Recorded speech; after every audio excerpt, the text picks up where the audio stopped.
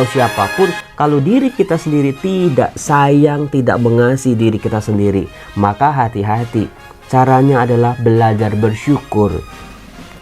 Salam damai sejahtera saudara-saudaraku yang terkasih pencinta firman Tuhan. Berjumpa kembali dengan Bible Learning with Father Joseph. Saudara-saudaraku, bagaimana kabar Anda hari ini? Saya berdoa semoga Anda hari ini sempat ke gereja. Meskipun banyak tantangannya, banyak rintangannya.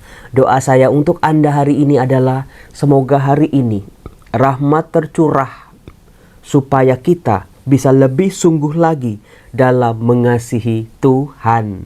Saya mau ngecek dulu satu-satu ibu-ibu di Bandung udah ke gereja belum? Tulis di kolom komen.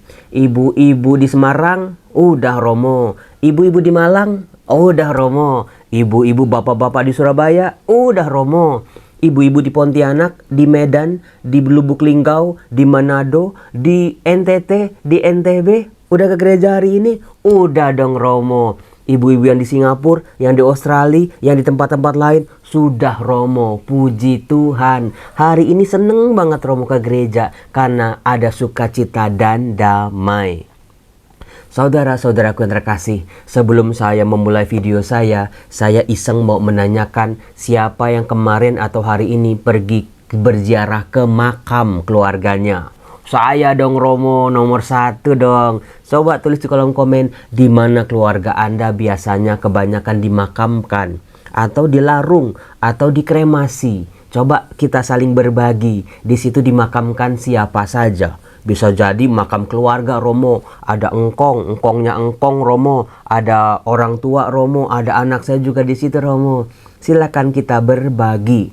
Kalau saya Romo Yosef ini saya lagi cepet-cepet karena apa?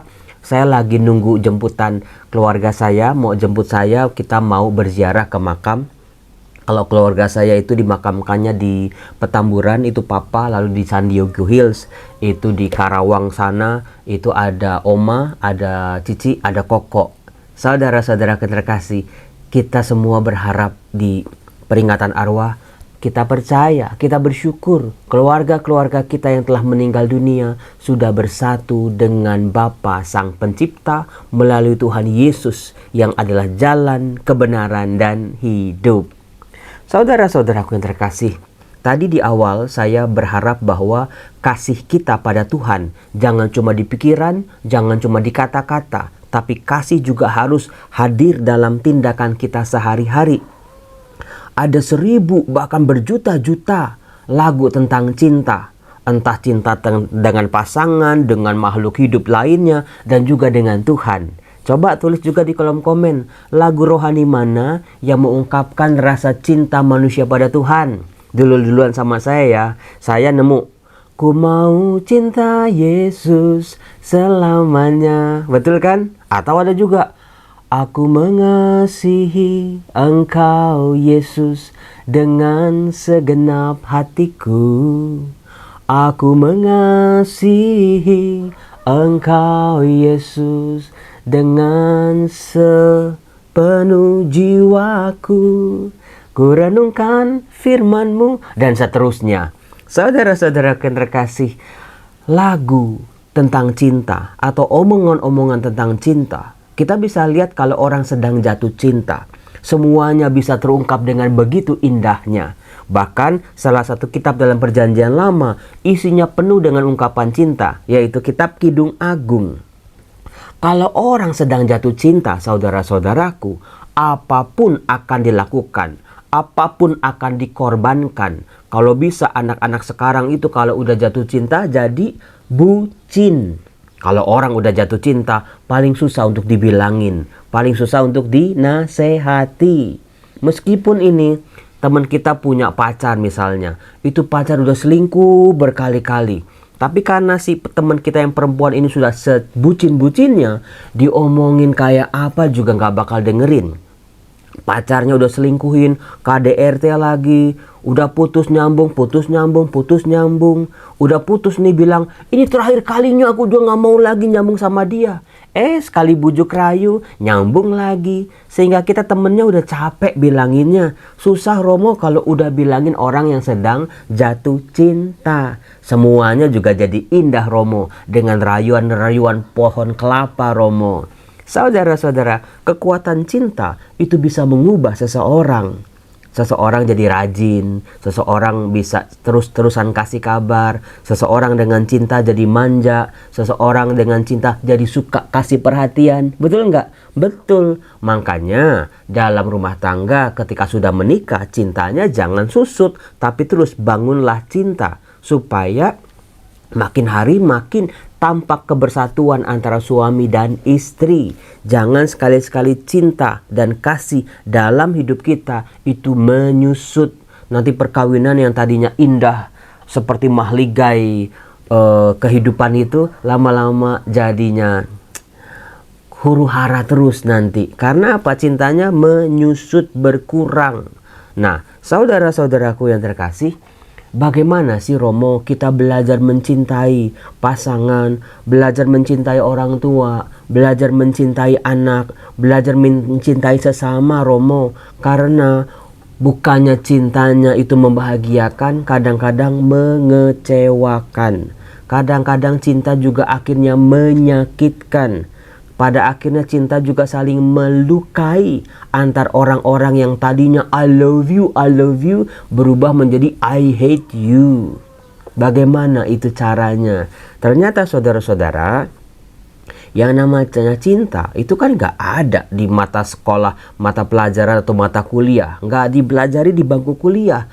Tapi kehidupan sendirilah yang mengajarkan kita tentang cinta. Maka dari itu, bagi setiap ayah ya yang punya anak perempuan, coba kasihi betul-betul, sayangi betul-betul. Sebelum anak perempuan Anda ketemu orang yang gak jelas juntrungannya dengan perhatian yang membabi buta gitu, langsung anak Anda jatuh cinta. Padahal kita tahu mungkin dia itu pengedar, atau dia itu gak punya pekerjaan, atau dia itu orang-orang yang gak jelas. Karena apa? Karena gak pernah dicintai sejak dalam keluarganya. Demikian juga sebaliknya, pihak laki-laki kepada perempuan. Para ibu ini cintai anak-anak Anda dengan tulus, dengan penuh kasih.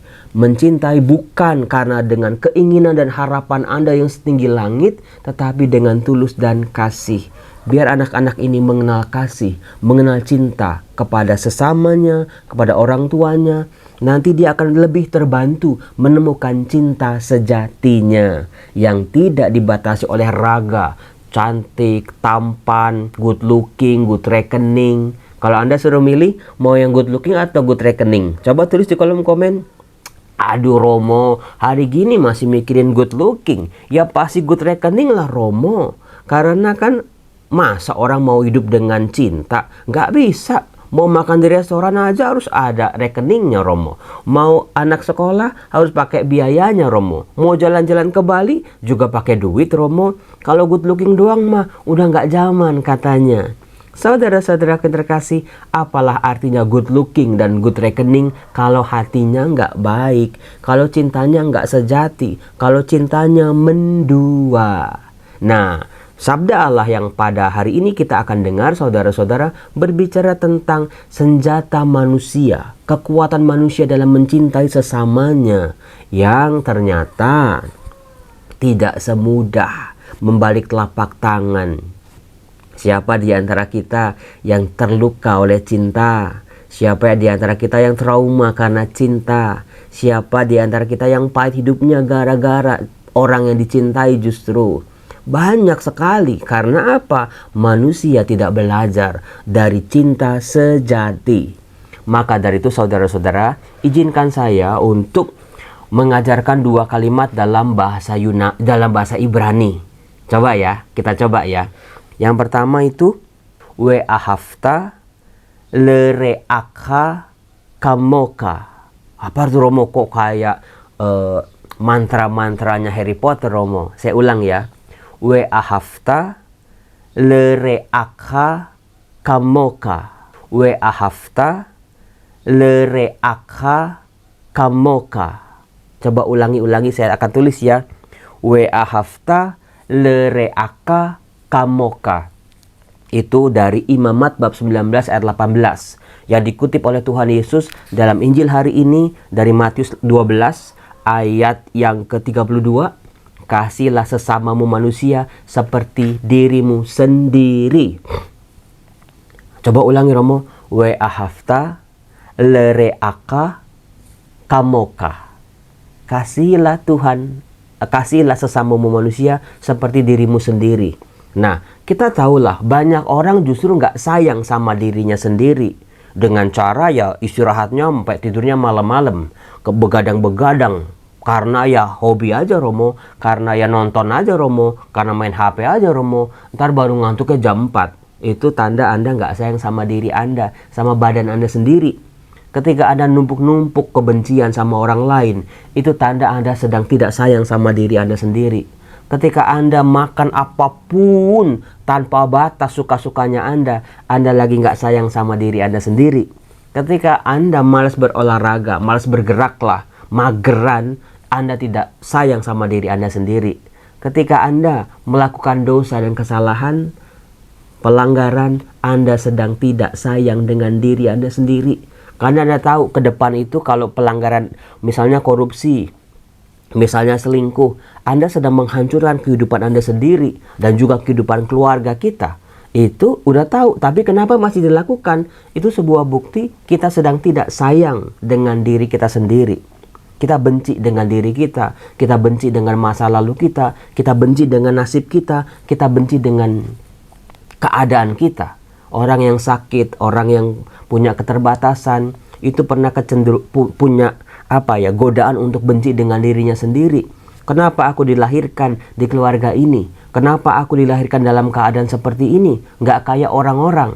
Nah, kuncinya adalah ketika kita berhenti bersyukur dengan apa yang kita miliki, kita sedang tidak sayang dengan diri kita sendiri. Kalau kita sendiri tidak sayang dengan diri kita, siapa lagi yang akan mengasihi kita? Kita mau ngarepin orang lain, pasangan, orang tua, anak, atau siapapun. Kalau diri kita sendiri tidak sayang, tidak mengasihi diri kita sendiri, maka hati-hati. Caranya adalah belajar bersyukur.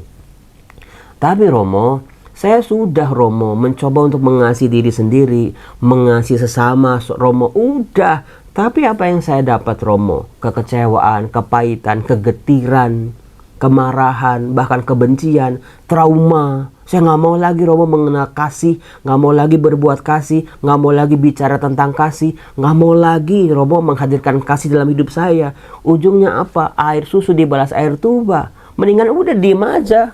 Orang lain juga akan diam aja sama saya. Betul apa betul? Betul banget Romo. Nah, disinilah Tuhan Yesus mengajak kita untuk naik level sebetulnya. Dengan bahasa Ibrani yang lain, We'afta Adonai Elohenu v'kol levevka v'kol meotka v'kol nefeshka. Kasihlah Tuhan Allahmu dengan segenap hatimu, dengan segenap jiwamu, dengan segenap kekuatanmu. Segenap, seluruh. Bahasa Ibrani itu v'kol, dengan seluruh. We'ahavta, kasihilah Adonai Elohenu, Tuhan Allahmu, v'kol meotka, dengan segenap kekuatanmu, v'kol levevka, dengan segenap hatimu, v'kol nefeshka, dengan segenap jiwamu. Enggak setengah-setengah, enggak seperempat, enggak kalau mengasihi itu saat menguntungkan, kalau enggak menguntungkan say goodbye. Dalam suka maupun duka, apapun yang sedang berperang di pikiran kita, apapun yang sedang bertempur dalam perasaan kita, apapun yang kita alami sepanjang kita bernafas, bekal nefeshka itu, dengan segenap jiwa. Selama aku hidup, aku mengasihi Engkau Tuhan. Tidak ada diskon-diskon, nggak ada korting-kortingan, nggak ada saat pasang surut. Tergantung situasi, tergantung kondisi Romo, nggak ada. Kasih yang tanpa syarat. Nah, ketika kita betul-betul pesan dari Musa di Ulangan bab 6 ayat 5, orang Israel harus mengingat ini. Inilah yang disebut dengan Shema atau syahadatnya orang Israel. Shema Israel Adonai Elohenu Adonai Echad. Tuhan Allah kita adalah Tuhan yang satu. We'afta Adonai Elohenu, kasihlah Tuhan Allahmu, bekol meotka dengan segenap kekuatanmu, bekol nefeshka dengan segenap jiwamu, bekol levevka dengan segenap hatimu. Seluruh diri kita mengasihi Tuhan sampai akhir hidup kita. Nah, saudara-saudara, ternyata mengasihi Tuhan itu oleh Tuhan Yesus disandingkan dengan mengasihi sesama. Maka kalau kita babak belur dalam mengasihi sesama karena kecewa, apakah kita sudah melihat Allah dalam diri mereka? Apakah kita sudah melihat rencana Allah dalam segala pengalaman-pengalaman hidup kita? Gagal maupun berhasil, sedih maupun tertawa, susah maupun penuh air mata ataupun penuh dengan sukacita. Menangkap lebih utuh dengan kepekaan yang lebih dalam lagi. Ada Tuhan sedang bekerja di sini. Kenapa aku disakiti? Kenapa aku mengalami situasi seperti ini? Tuhan sedang mendidik aku untuk apa? Jadi mengasihi sesama itu sebagai ungkapan nyata orang beriman dalam mengasihi Allahnya. Jadi betul-betul Tuhan Yesus itu meringkaskan aneka macam peraturan-peraturan dalam Taurat yang seringkali penuh dengan lakukan ini atau jangan lakukan ini. Tetapi dibungkus oleh Tuhan Yesus, diringkas secara indah. Kasihilah Tuhan Allahmu dengan segenap hatimu, segenap jiwamu, segenap kekuatanmu. Dan kasihilah sesamamu manusia seperti dirimu sendiri. Hanya dengan 2 kalimat inilah semua Taurat itu teringkas, mudah dimengerti, mudah dipahami, dan juga membuat kita beriman itu bukan beriman di awang-awang, tetapi menghadirkan kerajaan Allah sungguh-sungguh selama kita hidup di bumi ini. Saudara-saudaraku yang terkasih, bagaimana sih mengasihi sesama itu? Anda sendirilah yang tahu. Kadang-kadang kita itu mengasihi sesama, kita mau kan mereka baik, kita mau mereka itu berhasil, kita mau mereka itu ya mengalami sukacita. Tapi yang ada adalah entah malah nyusahin lah. Banyak orang-orang bukannya nggak mau nolong sesamanya si Romo, tapi ketika kita nolong sekali, kok jadi terus-terusan, kok jadi ketergantungan. Ketika kita bilang enggak, jadi nggak enak Romo. Ketika kita bilang enggak, atau entar dulu, kita diomongin yang enggak Romo. Kita dibilangin sombong lah, berubah lah, pilih kasih lah. Jadi mendingan ya udahlah Romo nggak usah nolong dah. Seperti itu saudara-saudara. Tapi saudaraku, seperti kita, kalau kita lagi susah, kalau kita lagi jatuh, kan kita juga mengharapkan pertolongan orang lain bukan? Kita mengharapkan kan kebaikan orang lain, kita mengharapkan keajaiban bukan? Maka ciptakanlah keajaiban buat mereka-mereka yang sangat membutuhkan. Itulah kuncinya. Itulah ungkapan cinta kita pada Tuhan. Itulah ungkapan iman yang nyata, yang menyempurnakan doa-doa puji-pujian kita, sembah bakti kita pada Tuhan di gereja ataupun dalam doa-doa pribadi kita. Devosi, novena, semuanya betul-betul menjadi sempurna ketika kita mengungkapkan ungkapan iman kita itu dengan tindakan yang nyata. Maka lihatlah mulai hari ini ketika orang-orang yang Anda kasihi berubah, ketika orang-orang yang Anda kasihi kok mengecewakan, ketika termasuk orang-orang yang kita kasih membalas kasih kita dengan sempurna, dengan sukacita, itulah kehadiran Tuhan saudara-saudara. Seperti Tuhan juga kan gak gampang mengasihi kita. Kita yang seringkali juga menyakiti hati Tuhan. Makanya dalam doa Bapa kami terungkap apa? Ampunilah kesalahan kami seperti kami pun mengampuni yang bersalah kepada kami.